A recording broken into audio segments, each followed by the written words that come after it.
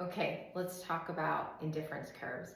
Indifference curves map out different bundles of goods that make the consumer equally happy. So they're indifferent between all bundles of goods within a single indifference curve. And so bundle A and bundle B make them equally happy, but bundle C is on a higher indifference curve. So they prefer bundle C to both bundle A and bundle B.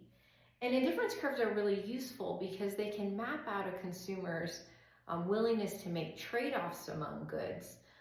So for instance, how much pizza they're willing to give up to get a little more Dukes depends on how much they value pizza versus Dukes.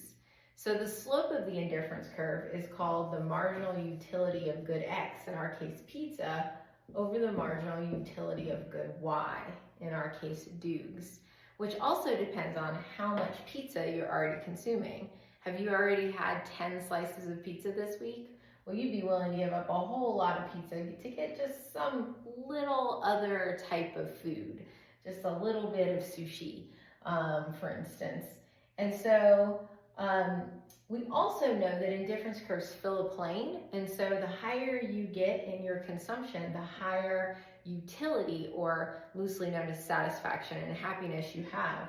And so after market shocks, for instance, we want to analyze our consumers on a higher indifference curve or a lower indifference curve. If they're on a higher indifference curve, in this case, bundle C would be preferred to bundle A and B because U1 is greater than U0. It's on a higher plane.